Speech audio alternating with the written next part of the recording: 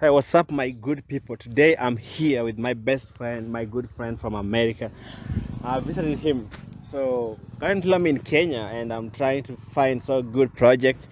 But he's from America, man. You came from America to put up these projects, man. How Yeah, is life here? yeah. So my name is Isiah. I just landed the other day from America and just to come and see my projects in Kenya. So you can see this is my farm. Yeah. This is 3/4 acre. I engaged. I'm also a farmer. Yeah, okay. I do farming other than other projects, health projects that I do here. So you can see there is millet here.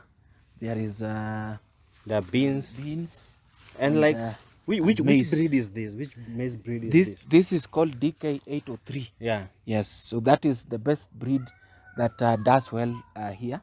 But unfortunately, this place has been very dominant by the agricultural people. Yeah. And unfortunately, you cannot do. You can see it's very healthy. Healthy, man. This is so healthy. So during planting, Yeah. we use fertilizer. Okay. And now after fertilizer, we plow. After plowing, now you do top dressing. Top dressing. Yeah, so this is now as a result of the two processes that have taken place. And you can see, you can walk around and see how healthy this farm is.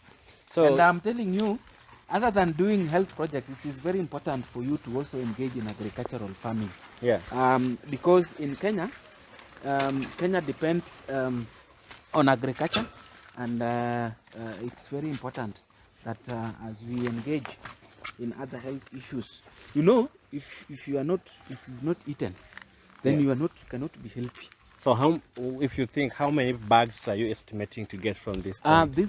This one will give me 4 bags. Okay. Always I get at least 3 bags here, but this time I see it's better than the previous season, and I'm expecting 3 bags. But they say that, you know, every time you're in America, people say that people are starving in Africa.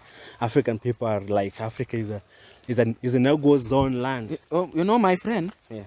the Africans are very lazy people. Africans Most are of lazy. them are very lazy. Okay. And you know, and they also prefer white collar jobs. They want you to get them employment in an office, but they don't realize that this is where we get wealth. Yeah. So wealth is in the soil. Not in the office. No.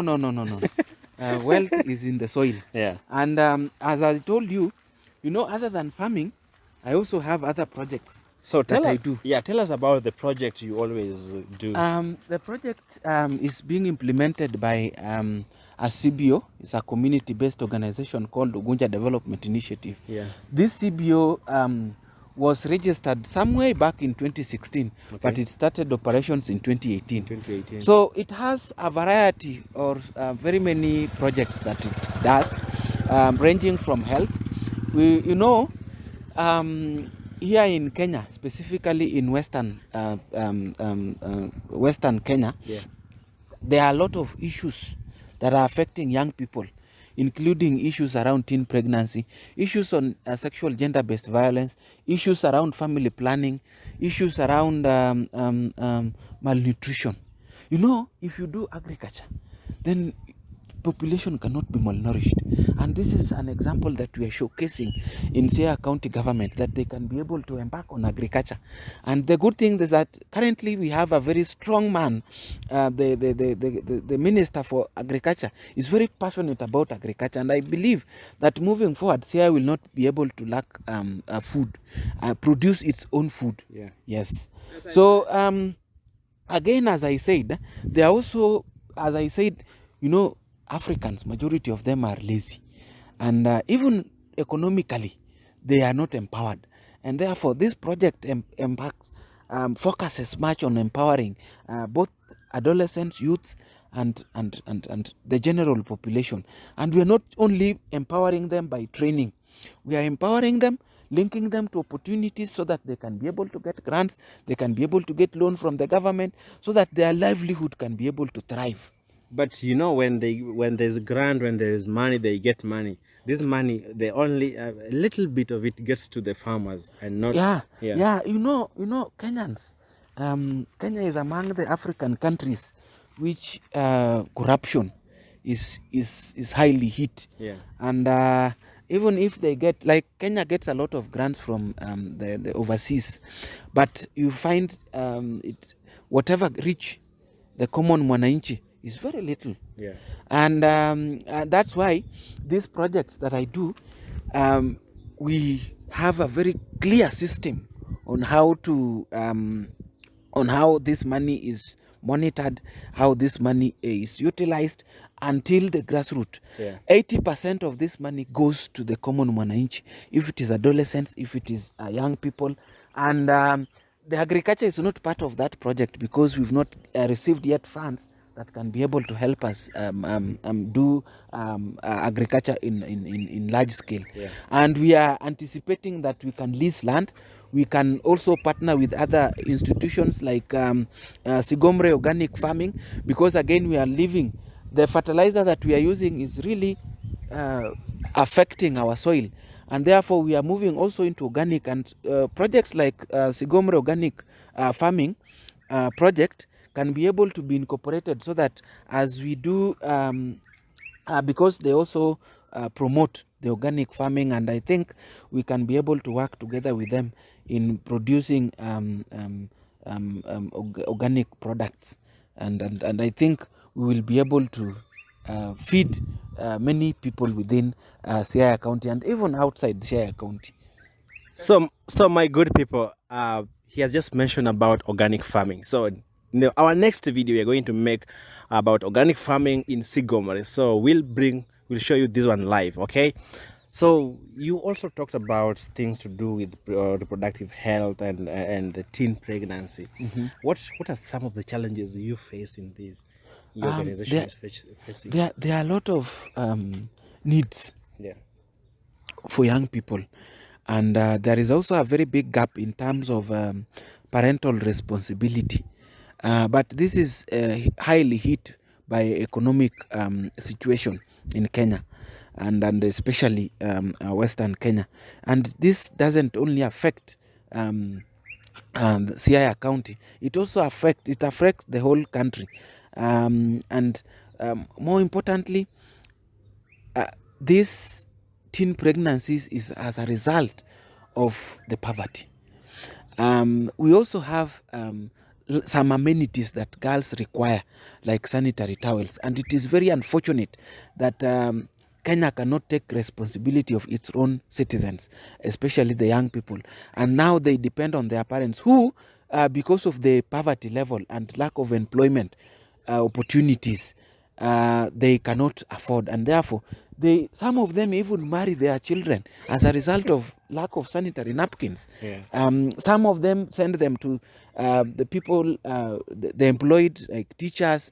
Some of them send them to boda riders who give them lift, and as a result they are able to give pads for sex, and that is very unfortunate in our situation here, of which this project targets to eradicate. And we hope that soon we will be able to put a call for request for more funding, so that we are able to meet the needs of these people. But importantly, Yeah. I also want to mention that, every May of every year, we have something called menstrual hygiene day, which is celebrated on 28th. And on this day, all over the world, we strive to eliminate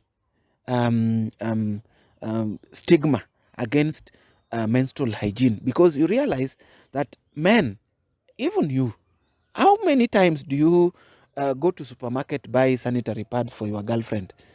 It's very rare, and for parents, when they do shopping, they don't carry the sanitary pads in the shopping list, and this is so unfortunate. So this is what we want to put into the minds of our people, so that boys can also take responsibility, that this is this is my sister, and I need to be responsible by collectively supporting girls and ensuring that there is no stigma on issues around menstruation, because by the way, menstruation is just a biological phenomena that happens for girls whenever they reach puberty until menopause. And again, there is a lot of interest in menopause. Many projects doesn't just target adolescent girls and when they are at their reproductive age, but when they reach menopause, they are left. So some, we have even stigma around menopause, but that is a story for another day. Now, Isaiah, Yes. yes, has climate change affected your project of agriculture? Yes. Yes. How? Very true. Ordinarily at this point, the maize would be almost ready, but since this aspect of climate change, and especially it has hit this side of western and Nyanza, and even globally it has affected so many countries, and you realize that we got rain almost March, April, and that is the time that we needed to be weeding. Yeah. But you can see at this point, this maize would have been almost ready for consumption. For harvesting. But you see, see where it is. So this is why we are saying also climate change has really affected. And on that note, we are really promoting. And by the way, for your information, Isiah County is doing very, very bad, less than 2% in forest coverage. And that's why we partners with so many private and public institutions, including Rotary, to do more awareness on environmental conservation, and we do a lot of tree planting. So yes, it is true that climate change has really affected the economy of many countries in Africa and globally. Yeah. Yes. Yes, and another thing, is it an issue of supply chain or an issue of distribution of the agricultural products that is affecting young people and people around in our country? Yeah. For example, in areas like central Kenya and Rift Valley, right now there is plenty of maize, and yet if you go to northeastern, western part of Kenya and southern Kenya, the maize or the agricultural products are few. What do you say about that? I want to say that it applies in both two aspects, and I want to agree that both supply chain and uh, has really contributed into this aspect of environmental issues or climate change. And by saying that, it's true that we have other parts of the country that has never seen rain since the last 3 years. So it is true that you expect very little other than investing in an agricultural how do we call it, this farming, Greenhouse farming. yes, unless we invest in greenhouse in those northeastern part and southern part of Kenya, we will be able to expect a lot of issues. And you see, when you talk about climate change, even in the The Rift Valley. the Rift Valley, where we expect a lot of maize, and part of Western, you see what happens. And it's true that collectively we need to take up responsibility and look at how best we can promote our environmental by conserving our environment and ensuring that we have a green Kenya. By that is when we will be able to see at least some light at the end of the tunnel. Okay, the other question is, from your comments, you say that that Africans are lazy. Yes. Africans are lazy. That Africans are lazy. I tend to disagree. And if it is true that they are lazy, is it a matter? Is it an issue of cost of production, or the youth being smart? Because there is no need to do a project which has been impacted by climate change. They are going to harvest nothing, isn't it? Yes. And they continue doing it. Is it a matter of being lazy or being smart? I want to tell you for fact that um, uh, Africans, not all of them, but most of them are, I want to say, lazy. And some of them, as I said, Which generation? like Let's, white let's, collar jobs. And on that note, I want to say that these young Kenyans yeah. or young people in Africa, um, uh, they don't want to engage in this very um, hard jobs. You know. And you see, the reason why I like Kenyan, especially, Which hard jobs? Which hard jobs? you know, we have there is aspect of construction industry, Yeah. which produces a lot of opportunities for young people. And you realize most of them are not having are not getting those opportunities just as a result of lack of skills. So that's why in devolution, Kenya devolution, and especially now the opportunities we have in our polytechnics, they are now training young people on on on on on this kind of opportunities that are available in our economy.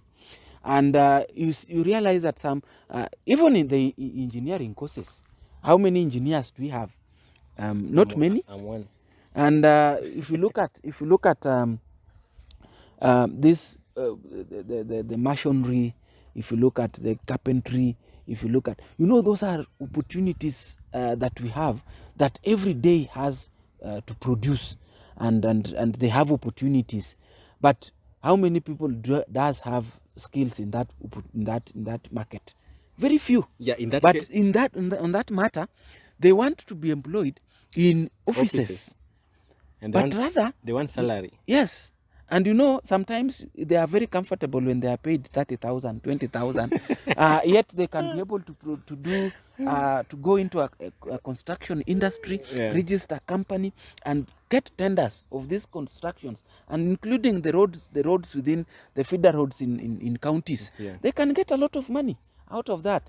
So opportunities are there.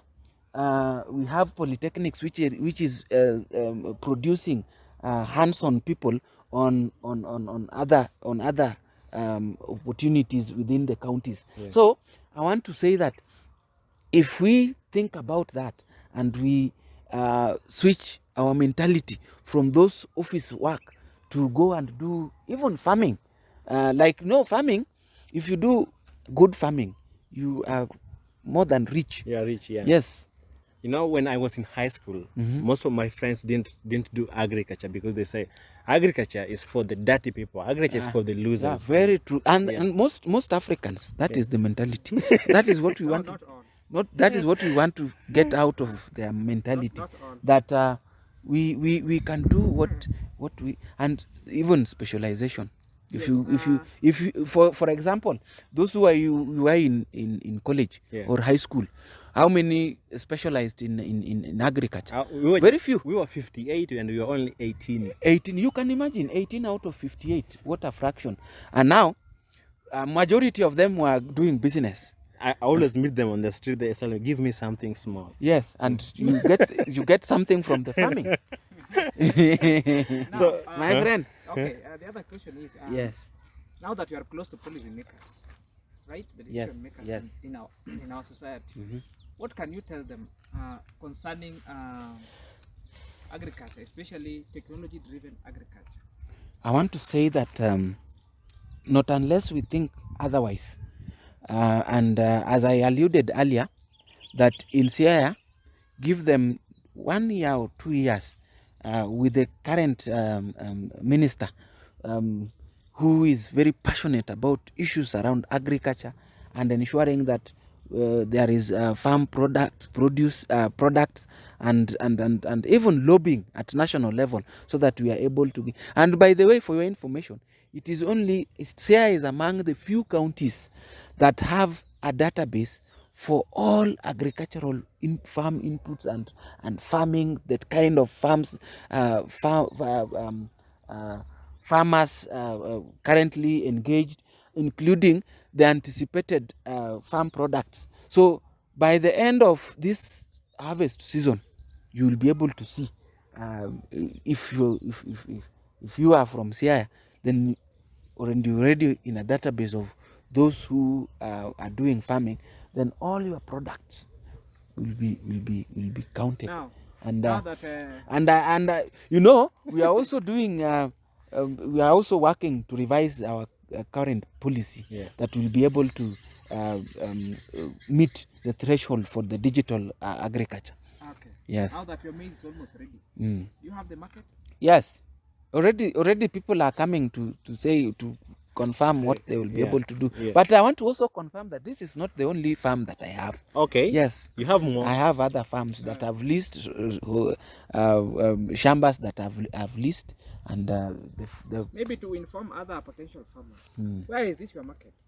Who are your customers? I have market both locally and internationally. Yes. So I think that one we can talk on another day, because they should contact you. they should reach out to me so that I'm able to link them.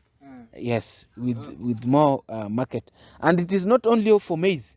Yes, we can talk about business in terms of agriculture and link opportunities that we can have both locally and internationally. Okay. Yes. Apart from crop production, we also have other segment of agriculture, that is aquaculture and livestock production. Have you also ventured into them? I do small scale.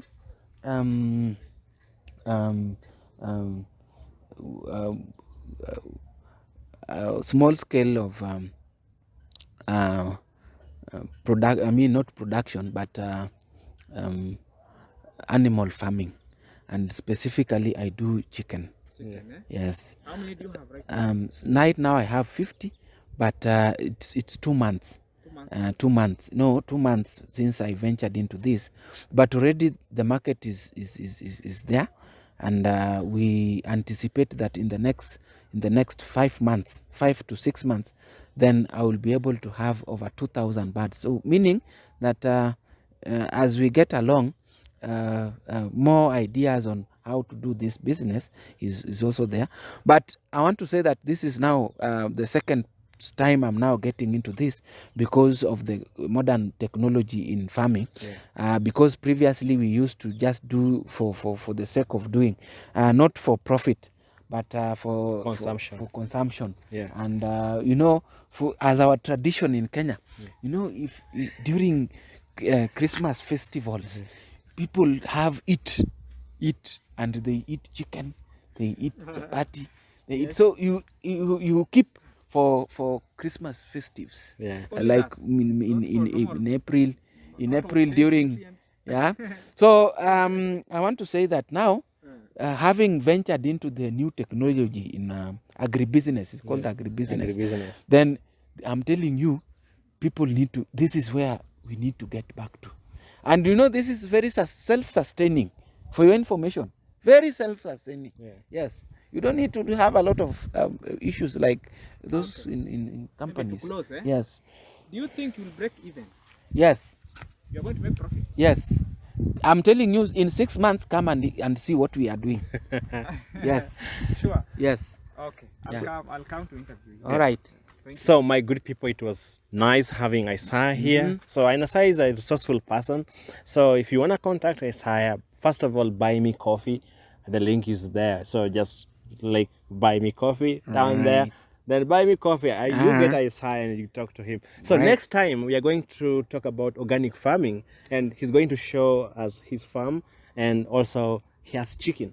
So we're gonna see that too. And so, that day you will also eat. Yeah? Yes.